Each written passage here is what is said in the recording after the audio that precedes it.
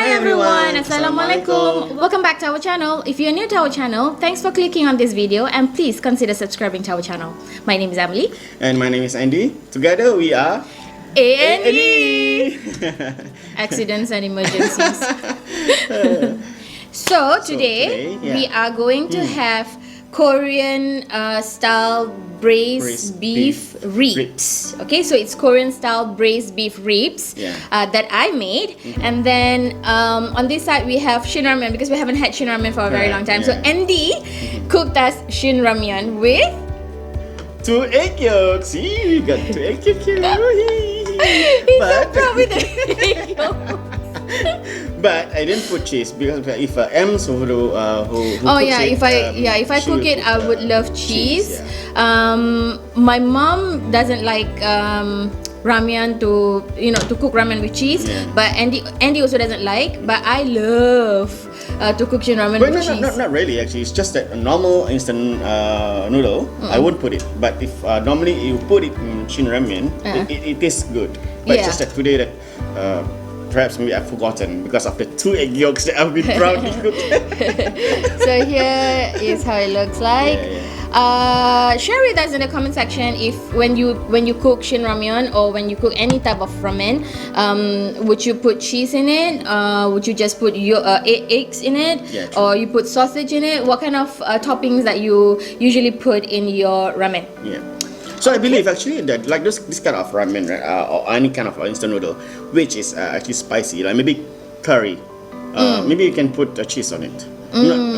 Unless like those like seafood kind of instant noodles, I believe it wouldn't taste good with cheese, right? Yeah, I think there are certain types of ramen or instant noodles that doesn't go well with cheese. Yeah. So without further ado, let me start. Let us start on today's mukbang. I think I want to go for the braised beef first. Yeah, me too. Okay, oops. So how I did this is I actually followed one of the YouTubers' recipe, which I think because usually the traditional way of making the braised beef ribs it's not that spicy. But there's this one Korean YouTuber who make it kind of spicy. Yeah, so I followed her method. So it's, I don't know how. I know you don't quite like spicy stuff. So I don't know how. But actually, it's not that true that I don't like the spicy stuff. No, I know you can't take that spicy. It's because that my tummy won't be able to take much of the spicy stuff. So anyway.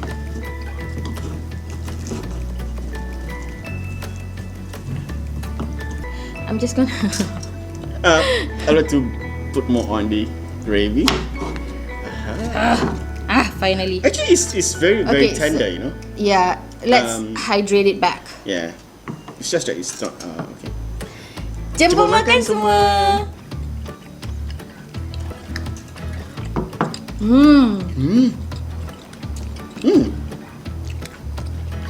How do you like it?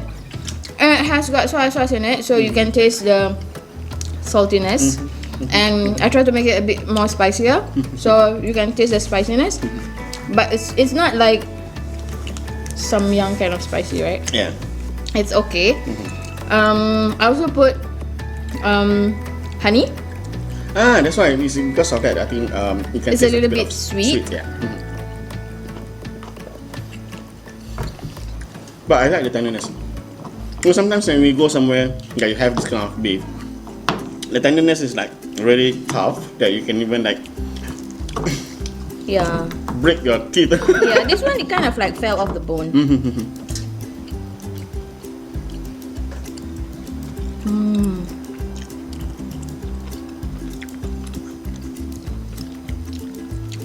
It's salty, sweet, and spicy at the same time.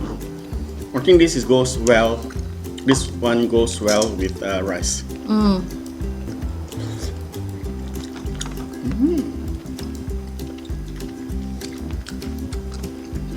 Bubur ni bubur. I'm gonna go with Careful, New York. ramyeon. I think you better take one of the yolk first before it's It's okay. broken. Later. Fine, it's good. It's good. You broke. Okay.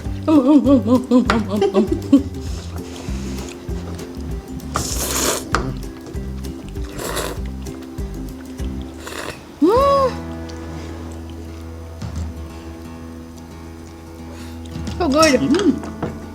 Oh, by the way, guys, I don't like my ramyeon to be. This is good enough for me. I don't like my ramen to be too chewy. I like it a little bit more soggier. I think it's just me. Some people they like their ramen to be very chewy. Yeah. For me, not really chewy today because for me, like I like it to be still in what do you call it? What al dente? No, I like it a little soggy.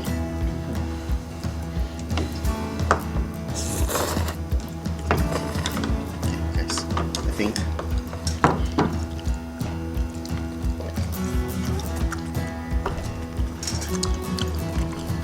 I'm going to the wild side one, just using my hand. Primal. Because for ribs, right? It's good that you use your hand because you need to chew from the bones. Out from the bones, I mean.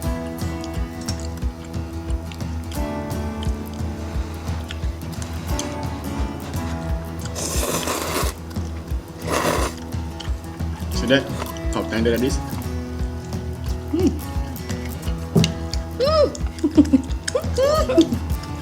Should I take the egg? Good. Can you help me?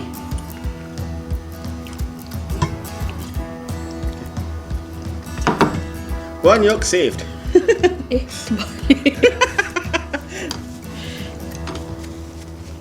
Excited much? Oopsie.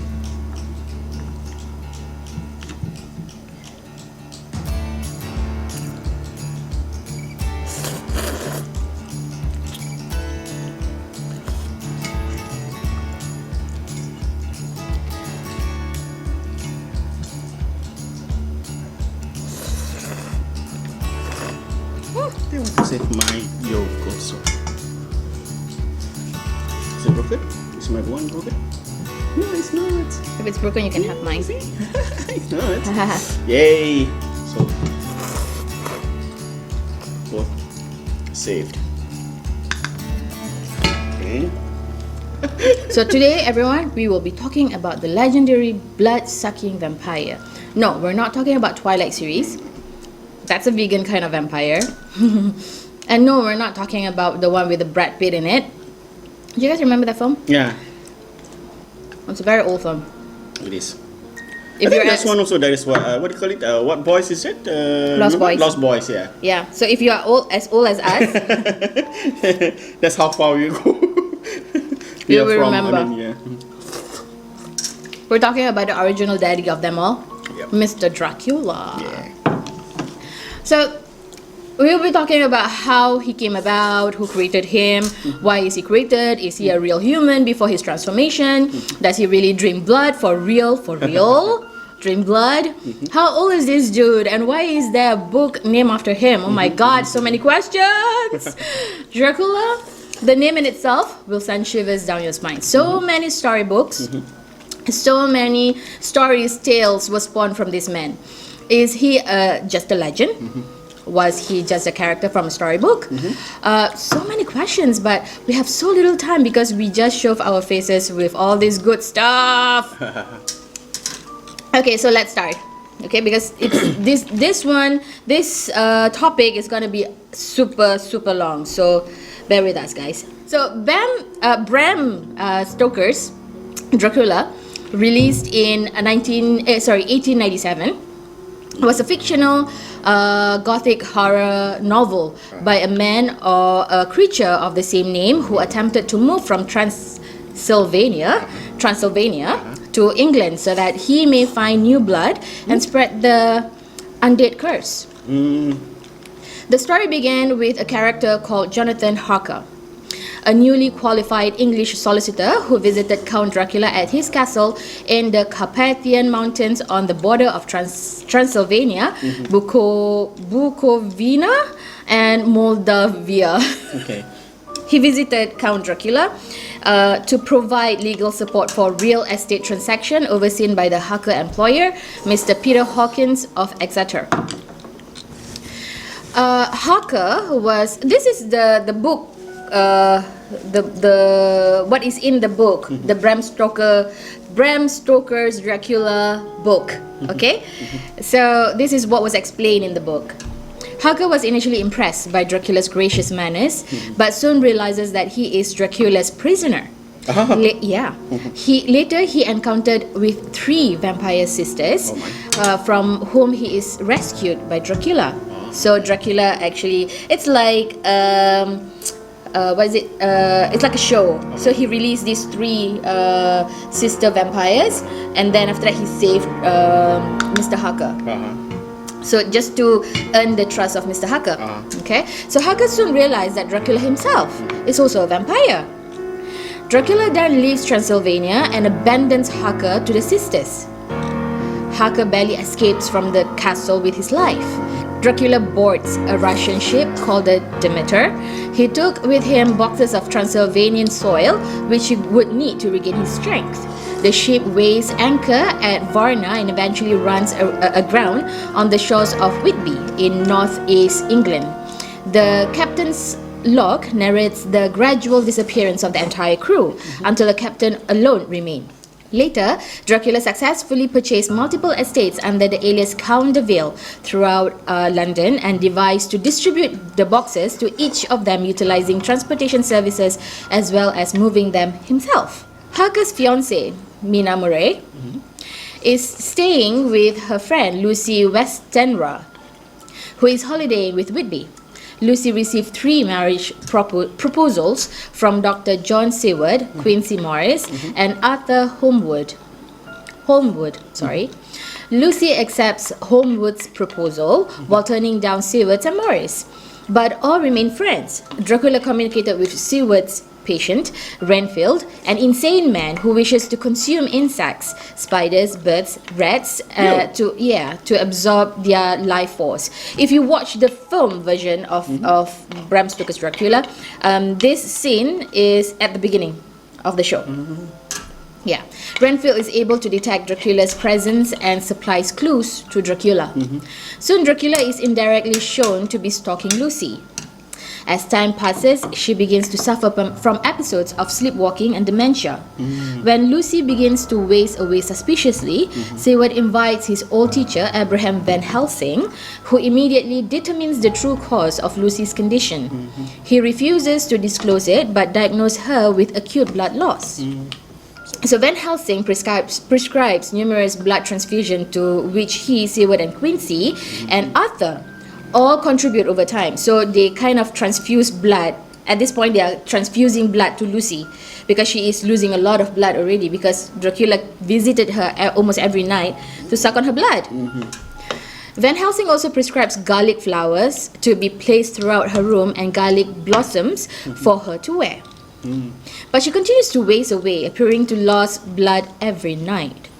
Van Helsing attempts to protect Lucy with garlic but fails each time. Sometimes Lucy's mother would remove the garlic from her room, or Lucy does it herself. Lucy's mother, Mrs. Westenra, were attacked by wolves one night and died of fright. The doctors find 2 small puncture marks on Lucy's neck, which Dr. Seward is at loss to understand. So after Lucy also dies, Lucy, after losing a lot of blood, Lucy died at this point. So Van Helsing places a golden crucifix over her mouth, ostensibly to delay or prevent Lucy's vampiric conversion, but found the crucifix in the possession of one of her servants, who stole it off Lucy's corpse. Yeah. Like you don't have enough money to buy a crucifix on your own, or just create your own. Don't steal from others.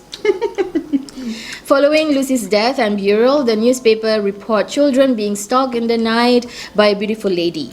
So at this point, we kind of suspect that Lucy is now a vampire, right? So Van Helsing, knowing Lucy has become a vampire, confides in Arthur, Seward, and Maurice, the suitors, and Van Helsing tracks her down, and after a confrontation with her, stakes her heart, beheaded her, filled her mouth with garlic. Around the same time, Harker arrives from Budapest, where Mina marries him, because they were betrothed to each other before he left for Transylvania. When he came back, Mina immediately marries him. He and Mina join the campaign against Dracula. So the vampire hunters now stay at Dr. Seward's residence, thinking what to do. Mina then discovers that each of their journals and letters collectively contain clues through which they can track Dracula down. She collected them, researched on newspaper clippings, fit the most relevant entries into chronological order, and typing out copies to distribute. Harker tracks down the shipment of boxed graves and the estate which Dracula has purchased in order to store them. Van Helsing conducts research along with Dr. Seward to analyze the behavior of their patient Renfield, who they learn at this point is directly influenced by Dracula. They also research historical events, folklore, and superstitions from various cultures to understand Dracula's powers and weaknesses. Van Helsing also established a criminal profile on Dracula in order to better understand his actions and predict his movements. When they discover the various properties that Dracula has purchased, the team raid each property, and several times they were confronted by Dracula himself. Once they found these box graves, they would pry them open and place sealed wafers of sacramental bread within the box. Do you know what is sacramental bread? Not so sure. Sacramental wafer. I think it's in the religion of Catholicism. Oh, okay. So the sacramental bread is actually the one that the priest will give. The priest will. It represents the body of Christ. The boxes of earth are now completely useless to Dracula because of the sacramental wafer in it. After Dracula learned of the team's plot against him, he attacks Mina on 3 occasions and feed Mina his own blood to control her. Oh my. Yeah. This curses Mina with vampirism and changes her, but does not completely turn her into a vampire. Van Helsing attempts to help Mina through prayers and placing wafer of sacraments on her forehead, but it burned her instead and left a scar on her face. Under this curse, Mina transforms from consciousness to semi-trance, and where she is able to see Dracula's surroundings and actions. Because of the blood that she took from him, right? So he can see what he is seeing. Van Helsing, by the use of hypnotism, took this chance to put her into trance twice a day to further track Dracula's movements. Because this is like Dracula's plan and a backfire lah. Because of the hypnotism, Mina told the team not to tell her the plans, what their plans are on Dracula, because she fears that Dracula will be listening. After the team discovers and sterilized 49 boxes, they learn that Dracula had fled with the missing 50th box back to his castle in Transylvania. They pursued him under the guidance of Mina. They split up into smaller teams once they reach Europe. Van Helsing and Mina goes to Dracula's castle, while the others attempt to ambush the boat Dracula is using to reach his home. Van Helsing raids the castle and destroys the vampire sisters. When he discovers that Dracula were transported by gypsies, now he used the help of gypsies, they attack the caravan carrying Dracula in the 50th box of earth. The gypsies were sworn to protect the count, but Harker managed to shears Dracula through the throat with a kukri knife. Do you know what is a kukri knife? I think it's the one with the bended blade, the curved blade. Like, I think similar to the one that the Gurkhas use. Okay. Yeah, I think so. While the wounded Quincy stabs the count in the heart with a bowie knife. Dracula then crumbles to dust, and Mina is freed from her curse of vampirism as the scar on her forehead disappears. Soon after, Quincy dies from his wound. So that's the gist of what's in the book. Okay, so the character Dracula has evolved into a kind of loving and romantic characters that we learn in films and dramas today, right? At this stage, we can't really find from the Bram Stoker Dracula's version of the book. We can't really find out whether Dracula is actually a human being before his transformation into a Dracula. Okay, and we don't even know his actual real name. True. He was just called Dracula in the book. Okay, so who is Dracula in real life?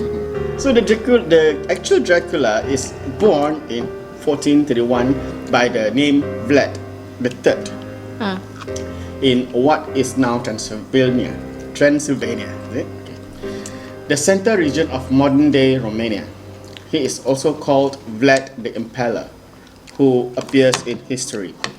If you have watched the movie Dracula Untold, Vlad Dracula was said to be the Prince of Wallachia and Transylvania.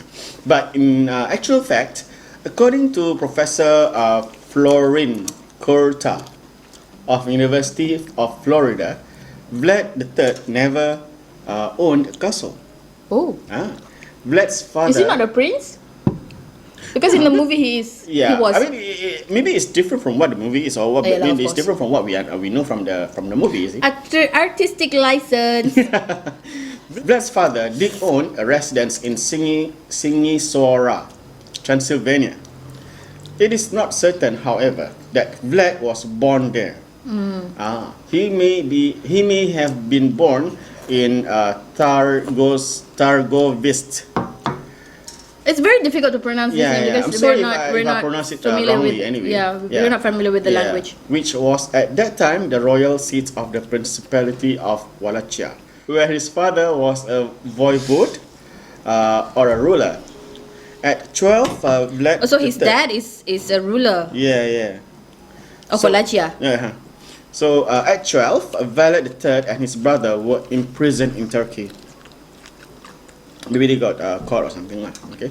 In 1431, King Sigismund of Hungary, who later became the Holy Roman Emperor, inducted Vlad's father into a knightly order. Okay. Vlad III now owned a new surname, Dracula, which means dragon in Old Romania. His son will later be known as Dracula or son of Dracula. In later literature, it was fashioned as Dracula. Okay. In Order of the Dragon was devoted to one task: defeat the Turks or Ottoman Empire.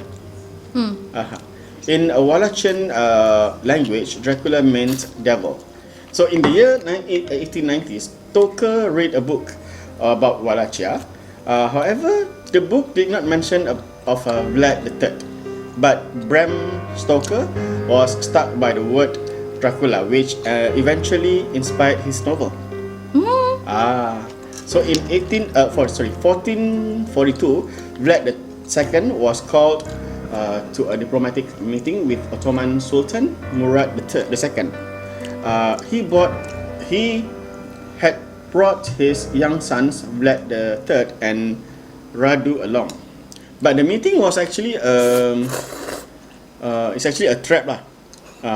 It's actually a trap. All three were arrested and held hostage. The elder Vlad was released under the condition that he leave his sons behind. Okay. So historians has it that the Sultan had held Vlad. At this point, it's very similar to the movie, the Dracula Untold. Correct, true. So historians similar has but not that, the same. Yeah. So history has it that the Sultan had held Vlad and his brother as hostages. To ensure that their father, Vlad II, behaved himself in the ongoing war between Turkey and Hungary. So he used it as a leverage, huh? Yeah. So under the Ottomans, Vlad and his younger brother were tutored in science, philosophy, and also arts. Okay. Vlad also became a skilled horseman and warrior. So even though they are under Ottoman Empire, even though they were sort of held prisoners, they were never treated badly lah, basically. Yeah. So maybe the Sultan is good. I mean, good as in like maybe he's not really a torturous kind of person and everything. So maybe instead, I have heard of Sultan Murad II. when under the Ottoman Empire, people were treated badly. Oh, okay. Yeah, but I think he has a purpose for treating them better. Okay. So they were treated reasonably well if we were to compare it by the standards of imprisonment or captivity of that time. Okay, like maybe you said this one. So while being held captive, Vlad and his brother sort of went over to the Turks' side. But in his heart, Vlad had animosity towards the Turks. So that was motivating factors for fighting the Turks. Okay. So in 1447, Vlad II lost the title of Voivode of Wallachia when he lost the fight. Oh, so after the death of his father, Vlad is the one who took over Correct. as ruler. Yeah. And lost the fight and was killed near Baltani. Is it Baltani? Baltani. Okay. I don't know. I don't know language. Sorry. Okay. So a year later, on a campaign to regain his father's seat from the new ruler, so Vladislav II. Vlad managed to win back his father's seat when he defeated Vladislav, who was absent to fight against the Ottoman for the governor of Hungary at the time. But he was deposed after only 2 months when Vladislav returned and took back the throne. So he took over from Vladislav. Correct. And then after that, 2 months later, Vladislav came back and then took back the throne. But this time with the assistance of the Hungarian governor. So it's not so this known Vladislav has got a backup lah. backup, yeah. Ooh, So like gangsters, yeah. yeah. So not much were known about. Call for backup. Like please. So not much were known about his whereabouts from 1448 to 1456. So, but it is known that Vlad switched sides in the Ottoman-Hungarian conflict, giving up his ties with the Ottoman governors and obtaining backstabber this guy. military support from King Ladislaus V of Hungary, who happened to dislike Vladislav. Okay, politics ni. Yeah. Oh, I didn't know that last time also the politics are also like this. Yeah.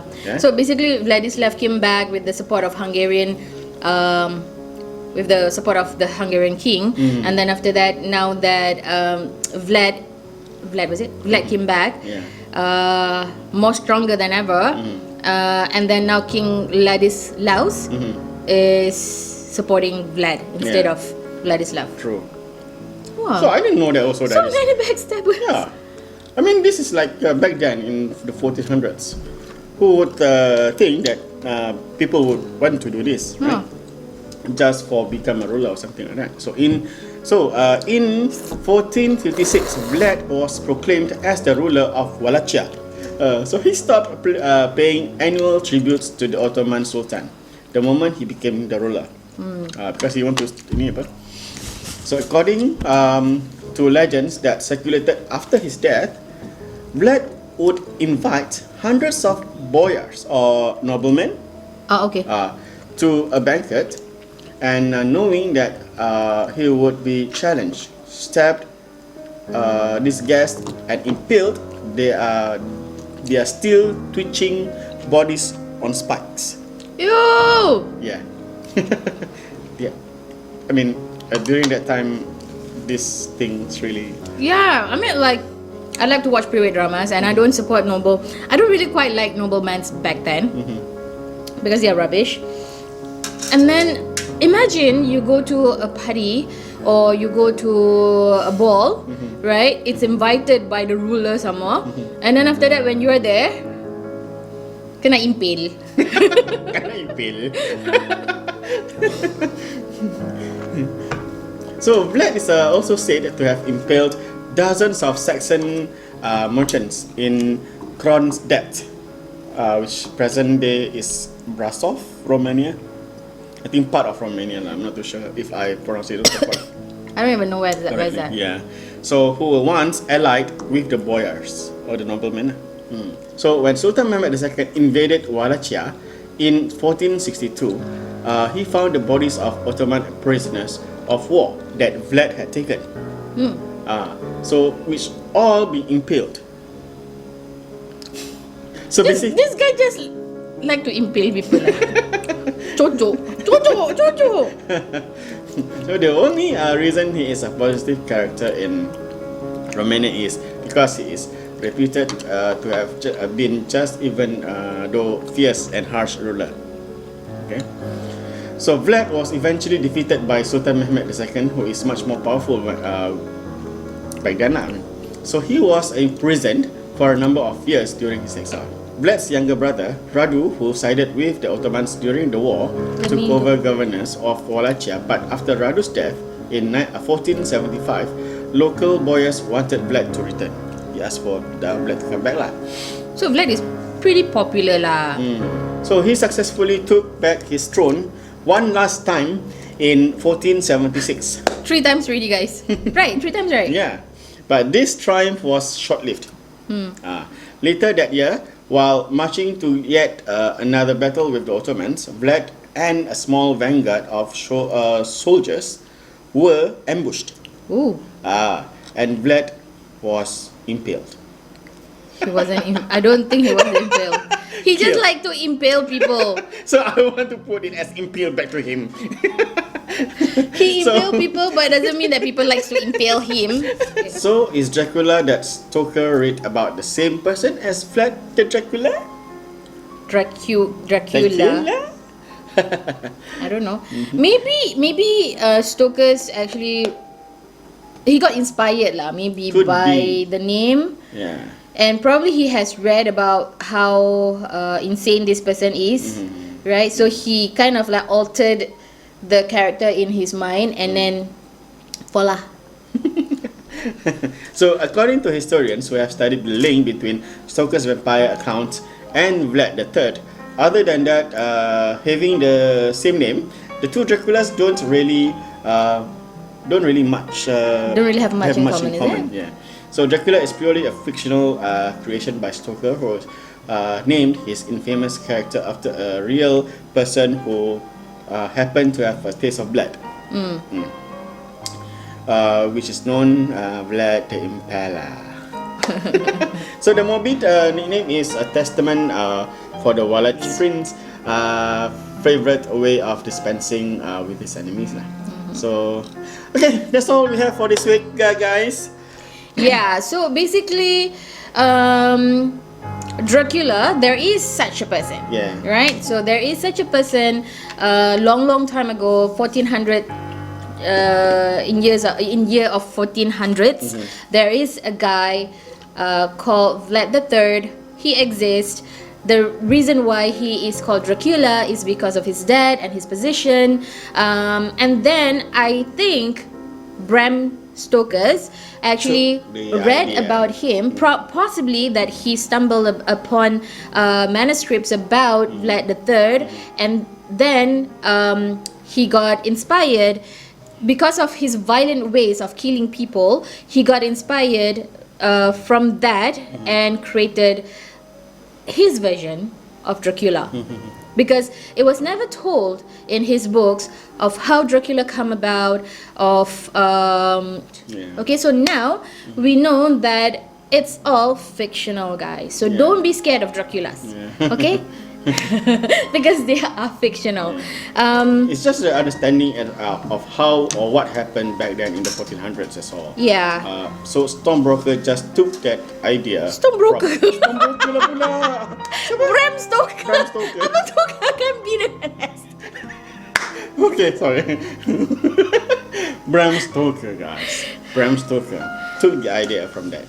Someone told me before that ideas are not actually original. Really? Yeah. So you are always inspired by something. Alright, true. Yeah. So probably it's the same with Bram Stoker. He found out about Dracula from manuscripts probably, and then he got inspired by that. Alright, so don't forget to hit the subscribe button and light up the notification bell so that you will get all the latest updates whenever we post a new video. Yeah. So don't forget to comment about today's story in the comment section below and smash that like button. Oh, share this video too with everyone you know. Yeah. So we will see you again next week. Bye! Assalamualaikum!